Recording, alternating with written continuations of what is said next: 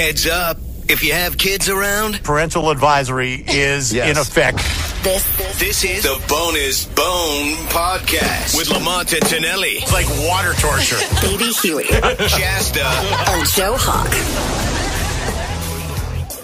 Welcome back, Boneheads, to the Bone is Bone podcast. Shasta, Lamont, Tonelli, Baby Huey, Joe Hawk, the whole gang here. And we need to make it clear that we are recording this today on a very, very important day. St. Patrick's Day. No. It is St. Patrick's Day. Yes, it is. Yes, but it is. More importantly, it is Lamont's birthday. Give it up there. Happy birthday, Lamont. Happy birthday. I'm an old fart now. Buon compleanno. Is that Italian for old fart? No, means happy birthday. Oh, okay. Actually, feliz compleanno. Say it so well. So it's party day for multiple reasons. It is St. Patty's Day. So we thought party means we need to tell our best drunk stories. Uh-huh. And in this crew, we have a lot of those. Yes. Turns out Joe by himself has a lot of them. I had to We had to How do we narrow narrow it it down, down? quite honestly. He had more Please to only tell. tell us two. So we're going to start with Joe. We can get his right. stories over with. Yeah, let's get him out of the way, Mr. Storyteller over here. Okay, so both my stories have to deal with back in college, Of course. which, so after I turned 21, during the summer, me and my buddies kind of went on a bit of a rampage of stealing signs and stuff off of campus. Oh, yeah. That's So Vandalism. Sure. Pretty much, yes. No proof. Yeah. So this one time, me and my buddy, I'm going to leave him nameless. Just Probably in a good case. idea. Yeah. We decided to, I forget how it came to, climb on top of the San Jose State gym. Of course, this is after a night of drinking. I would hope that's the theme today. Yeah. A really long story. So we ended up on the roof, and we started to just walk across the roof to see what we can find, see if we can find a way into the building, because this is well after hours. Oh, so breaking and entering. Yeah. Wow. Vandalism, breaking and entering, We're backing him up here. Yeah. Somebody get a list I going. know. Hash mark here. drunken public. Oh, yeah, you're right. Hold on. Hold on. Which we did eventually find a way into the building. We found a way into like the boiler room from the roof or something like that. Somehow we were thinking like, oh, look, a shop vac and a fire extinguisher. We need this for the fraternity house. Okay. So we were trying to figure out how to carry it up this really rickety ladder in the boiler room of the old SGSU gym. As soon as we figured out like, oh, this is too much, let's just keep walking.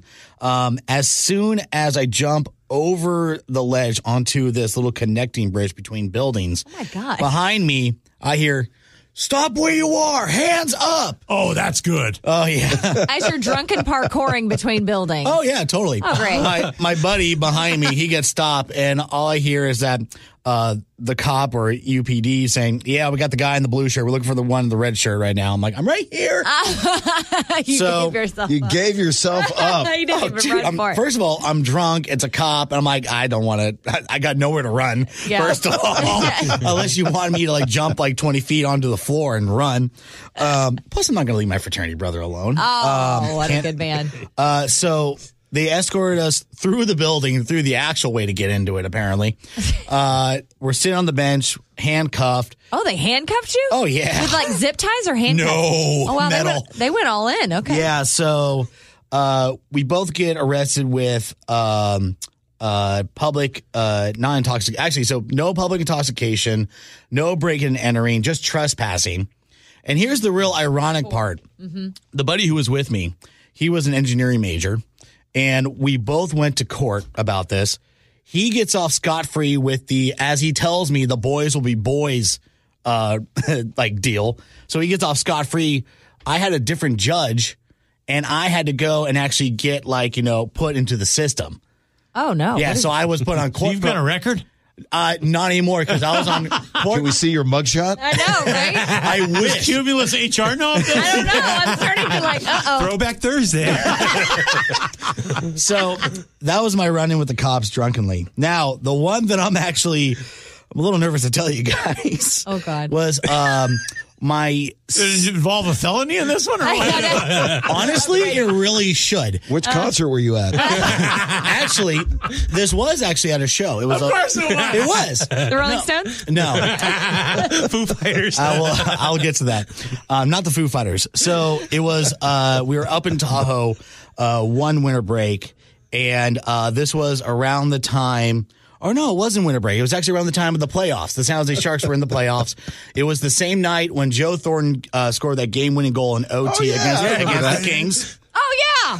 Yeah. Is that the one where he slid across the ice? Yes, it was. Okay. So I remember that. That one. Yeah. So it's me and my fraternity brothers, and that same night at the bar we were watching the game, there was a band playing there who is a tribute band to one of my favorite kind of low-key bands called Turbo Negra, an all-female band, tribute band to them. Mm-hmm. Yeah.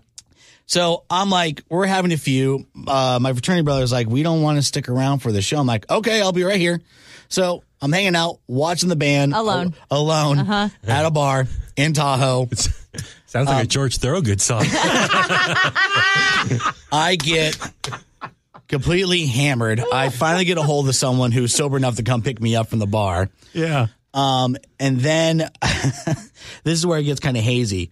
I believe I proceeded to go into the bedroom of the president of the fraternity at the time, who I was having a little spat between. And I guess I had to go to the bathroom. Oh, God. So One or two? One. Okay. Whew. So I proceeded to go number one on this sleeping guy. On him? Just took a whiz on him. On him? Oh, my God. I'm like, hey, Maddie, good morning. Hey, Mr. Trump. Yeah. You just reminded me I have two stories today. Go ahead. Like this too. You kind of stole my story. Oh, boy. And then apparently my sleeping area was upstairs on the loft, and I still had to go to the bathroom.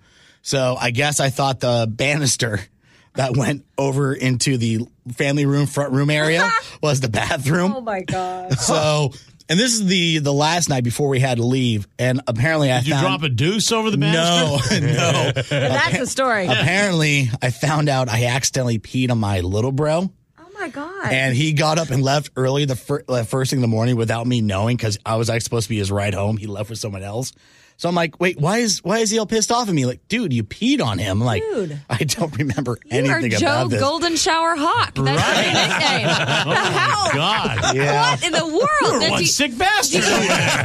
Remind me never go drinking with you. Do you remember doing that, or did people have to tell you later that you did that? People had to tell me later. Oh, man. That's the Yeah. worst. You're like, I Yeah. did what? Yeah. Oh.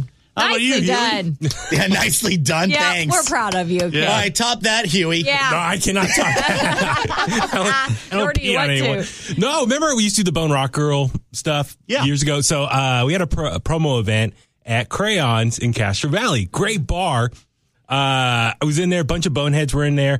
And these listeners kept buying me shots. And I don't know, maybe my perception was off, whatever. But he gave me some Irish whiskey. So fitting for St. Paddy's Day. But I was doing them, and then I realized it was five. I did 5 shots in a row. I didn't realize they were double shots. Well, first off, let me just say this. Okay, that is a rookie mistake. Yeah, it kind of is. When you're doing shots and people are buying you shots, you don't realize people are trying to F you up. Oh, well, that's So what you just don't take all the shots. You go, no, I'll pass on that. You know what? Or I used to have a deal at a bar where they would fill it up with water and wave at them, and the waitress would love it because the waitress would get the money for the shot. Right, yeah. So that's the thing. I guess maybe because, I was such a goody two-shoes in high school and stuff. So in my 20s, I was just going extra hard, so naive. So I had no idea. It was this big glass. I had no idea. It was just double shots the whole night. So it was 5, 6 double shots later. I was gone. I was out of it. It was fun. Everyone's happy, dancing around. It was a fun night. But do you remember it? That's the first time I ever blacked out. And a listener gave me a ride home. Right. Do you know this listener? Do we know this listener? His name's Tom. Great guy. Okay. I see him every once in a while. He's a big Raider fan. Fan. Yeah, I think you guys see him maybe at golf tournaments or something. But he was there. He gave me a ride home. But my dad and my brother had to help me out of the car. I puked all over the sidewalk outside of our house. It was amazing. It was amazing. And so, and then they threw me on my bed and I blacked out. But yeah, so it's like the worst I ever been drunk, blacked out. And I didn't, that was my first time I had to leave my car somewhere. So the next day I had to get up and do the walk of shame. My dad had to drive me to my car. So I was smart. I had a designated driver. Yes. Did you have to look around for your car? Did you remember exactly where it was? It was in the parking lot of Crayons. It was right there. It was like perfect, easy find. Drove it home, and it was a fun night. But yeah, I just like my whole. It was a fun night. You don't remember if it was fun or not. I got home and had a lot of drinks. Let me say this, that I'm going to piggyback on that story because Baby Huey is actually part of my drunk story. Okay. And I will say, I'm not really that big of a partier. You don't I drink am that more much. of a shit disturber enabler. Yes, when that's I go, for sure. No. And I will say this. The drunkest I've ever been during a drunk driving show when I threw up out the window of Big Dick Black's car when he drove me home. And Kristen, who was working here at the time, was driving behind the car in my car. And I was waving at her to go back because I was throwing up. And she thought I was waving at her. And all of a sudden, Big Dick Black's car is coated, and I see the throw up going right back to my car. But I will say this: I'm more of an enabler.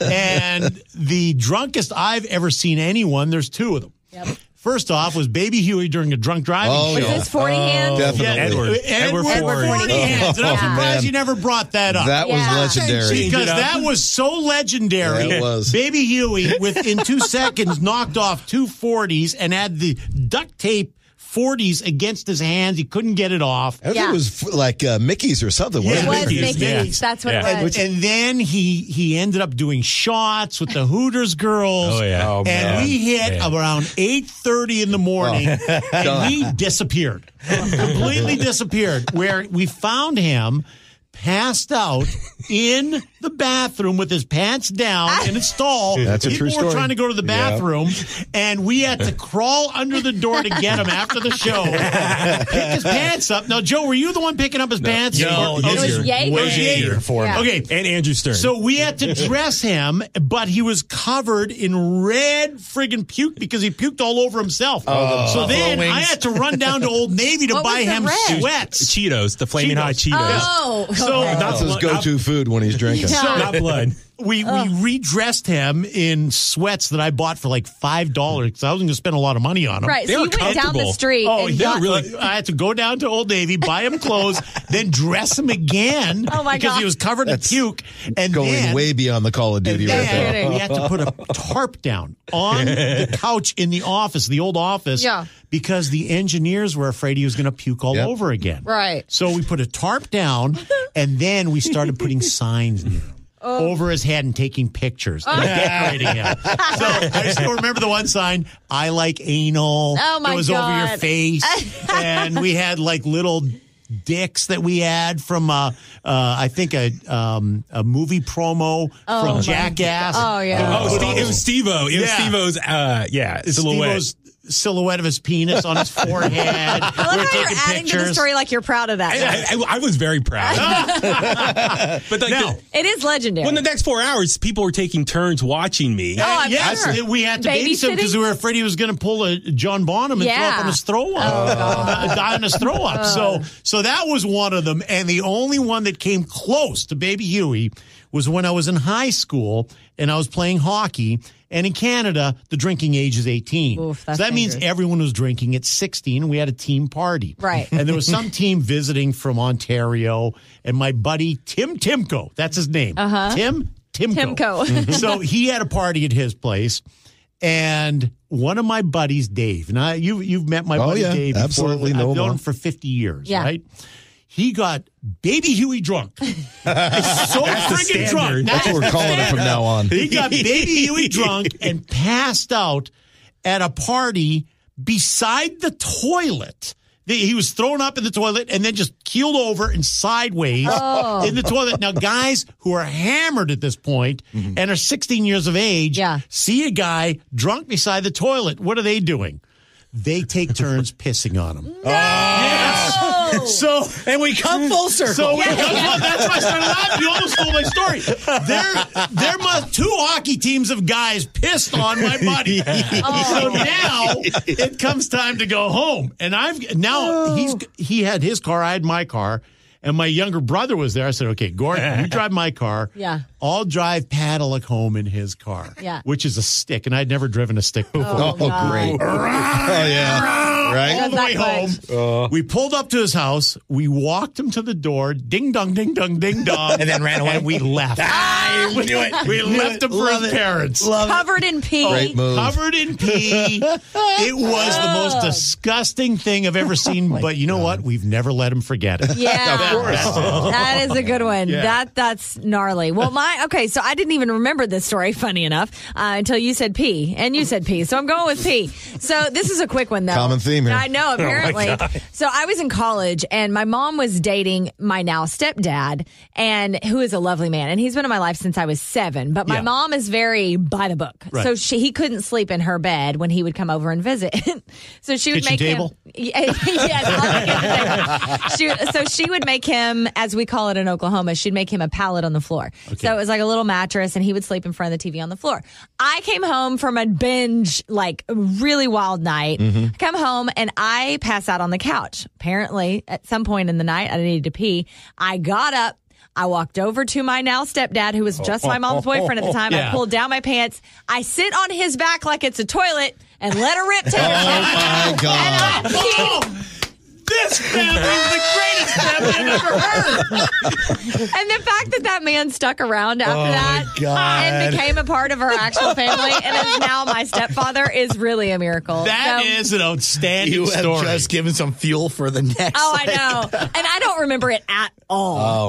I found out the next, not a lick So of it. how did he bring that up to He your got mom? up apparently and started yelling, not at me. He was just like, yelling. And he kind of like helped me back because, my pants are at my ankles. He helps me back to my couch, puts me back to sleep. And then he went to your mom? And then he yells, Marsh! She's yelling at my mom, and she comes in, and he's like, your daughter pissed on my back! So she helps him clean it up. And then in the morning, I wake up, and she's like, how you feeling, darling? Did your mother lift your pants back up or she let you sleep she like helped. that? Yeah. No. They did not let me sleep like that. They took care of me. They're my parents. But they took care of me. And then they both let me in on the joke the next day. So Gotcha. don't remember it. It's a joke to them now.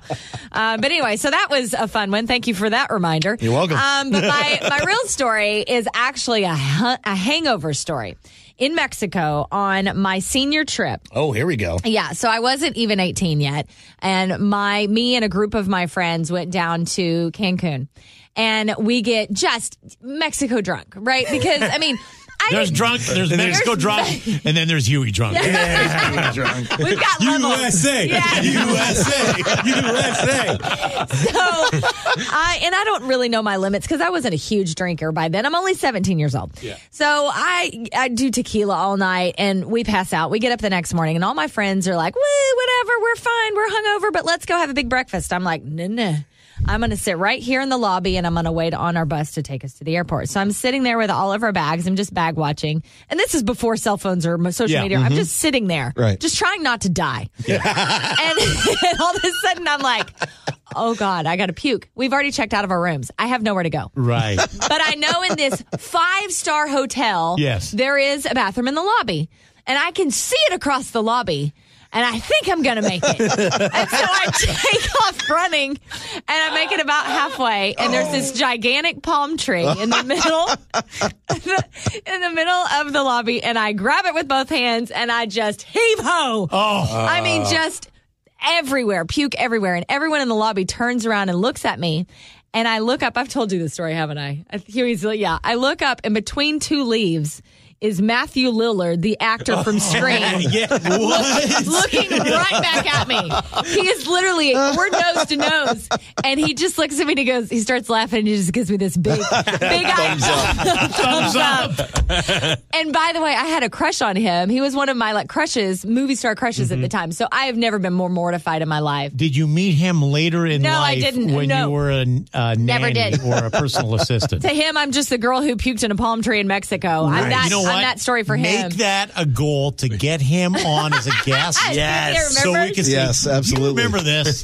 That would be amazing. That would be fantastic. He couldn't have forgot it. I literally puked right in his face, and he was so proud of me for it. So that's my proud moment. That sounds like my trip back from Nashville. Oh, God. Yeah. Did you puke in front of a celebrity? No, You stole something? No, I didn't steal. You peed on your stepfather's back?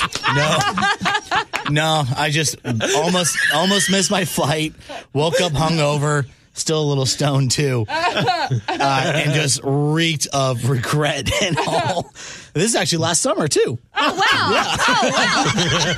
Oh, wow. I'll tell you guys off air. So that's that smell. It's regret. Well, I will say, though, the greatest drunk story I've ever seen is Paul Tonelli's Well, I don't know if it's the greatest, but it's one of many. It's I had to narrow it down. What's that? It's a legendary story. You, my friend, are a legend because of this story. Yes. Yeah, but I mean, it's not like getting arrested or peeing on somebody's back or taking a leak, a hockey team's worth of guys taking a leak on somebody. No, but or it Baby lives on Huey. forever. That's called a Tim Horton shower. There you go. Nicely done. That was my bachelor party. Yes. So this is going back 20, whatever, however many years ago. 27 Hopefully years. Lisa's not listening Going on to that. 28. So it was like a non-road trip. It was at a ranch up in Mount Diablo.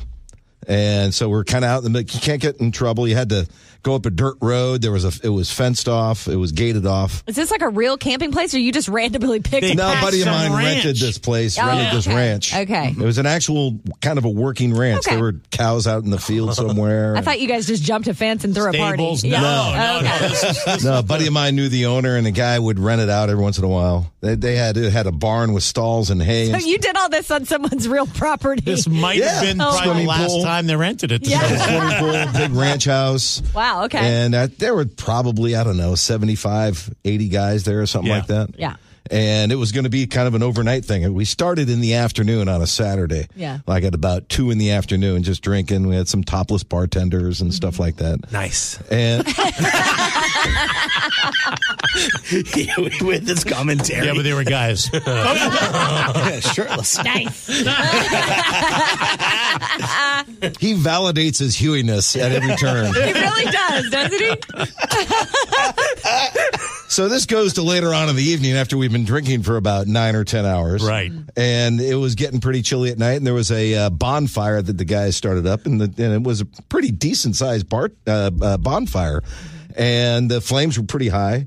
And at that time, for some reason, I decided it was a good time to drop pants and walk around with no pants on. Although I thought it wasn't that bad because I had this huge, oversized Cal Bears sweatshirt on that came down below my hips, and I thought, Go Bears. I was bare. Nice. And so the sweatshirt kind of covered everything up. So you thought. Well, that's what I thought. except for Yeah. And then with this bonfire and everybody's drinking, we're still drinking and who knows what was going on. I was in a fog. But at some point, I decided it was a great idea to start just leaping across the fire. So he took a running leap over this Over thing. a bonfire. Over a Yeah, bonfire. but it wasn't just one leap. I was Right. kind of going back and forth. Yeah, Oh, and wow. he would increase the distance and Right. get some extra height over it. Yeah. But as In full drunken mode, may I Of add. course. Yeah. and I had Olympic my sweatshirt sport. on, but I actually didn't realize that one of my testicles that hangs lower than the other one was very visible, but the other one was not visible at all. And 90 guys who were there saw this and encouraged him by chanting, "One ball, Paul! One ball, Paul!" And that's where One Ball Paul started. That is amazing. Was my bachelor party, jumping over the bonfire. and them only being able to see one testicle. I mean, how much lower does the one hang from the other? Oh, I don't know. I've never measured it. You didn't see the other one. All you saw was one ball. That's why I got one ball. And you're saying we should talk about HR about my past. You're asking about his testicles? So the best is, though, the day after. Yeah. Because he kind of was in a fog. I'm he sure. had no idea what he was doing.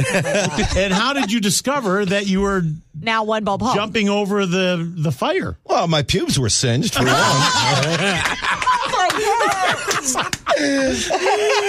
That's Not burned off. To the I mean, fire. but singed. He singed his crotch hair off. It was kind of like frosted tips. Oh, my. Yeah, just, you know.